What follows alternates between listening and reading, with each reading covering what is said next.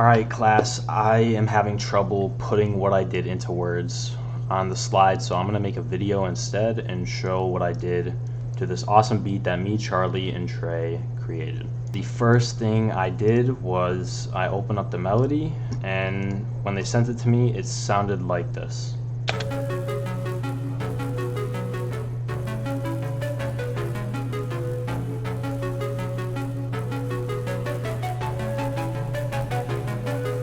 Very hard melody, so I decided to add some effects to it. I added an EQ to cut out the lows, and I added another one over here because I feel like it makes a difference. And then, delay, reverb, phaser, some gross beat halftime, and then deconvolver. And with all of that, now the melody sounds like this.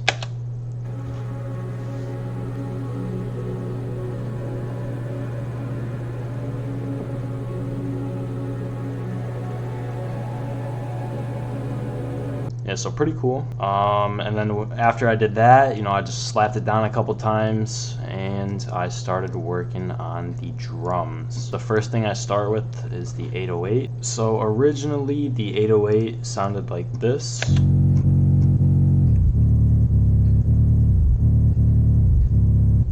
Then I added some good old hardcore 80s lead preset and I just turned it down a lot in the mixer, and now it sounds like this.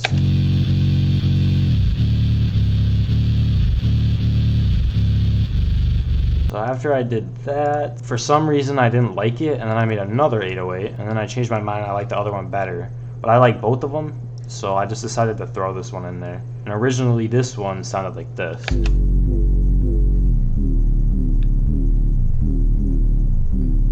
I put the Big Crush on it, and now it sounds like this.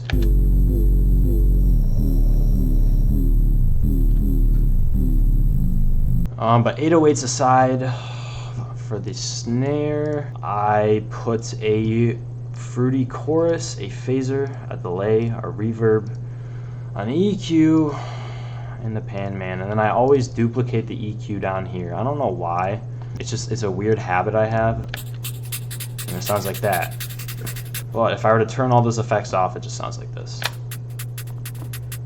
Which is a little boring. And if you were wondering what it looked like, we have some velocity down here to make it sound like someone's actually playing it. So pretty cool. Moving on, we have the chant. I just put a reverb and a delay, and then we do some EQs. We take out the lows and we boost the highs. I don't know, bro, it just sounds good. And then if you were wondering what it sounded like with nothing, it sounds like this. It's a nice little difference right there. Alright, so next up, my favorite sound, the set whistle. I put a delay and a reverb on it so it can sound awesome, and do the little before it sounded like this.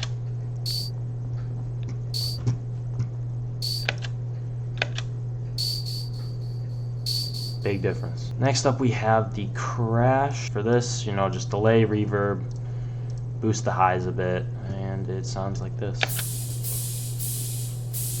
Next up is the open hat. I put it down an octave, and I also put a reverb and an EQ. If you're wondering what it sounded like beforehand with the effects,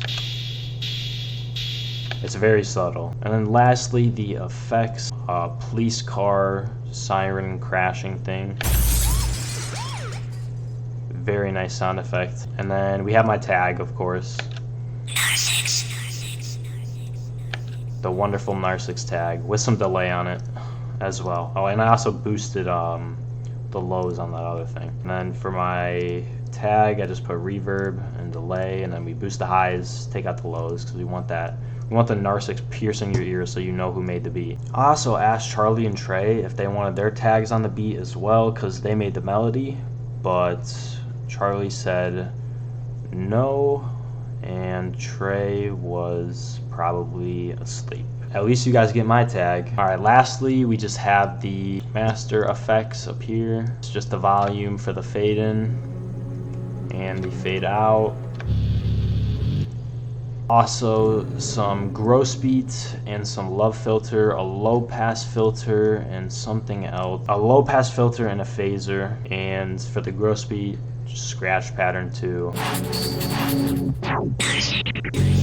And it gives us that wonderful effect right there. Yeah, but other than that, I guess on my master, I have a wave shaper, a chorus, another wave shaper, a Tal bit crusher, an EQ, another EQ, a soft clipper, a limiter, and then the gross beat and the love filter that I just showed you. But yeah, other than that, that's really all I did, and I had lots of fun making it. I would like to thank Charlie and Trey for the melody. It was very nice. When I made this beat, I just went through my normal beat making process, you know, slap down the melody, slap down the drums, mix it, and export it. So hopefully me, Charlie, and Trey will get some more collaborations in the future.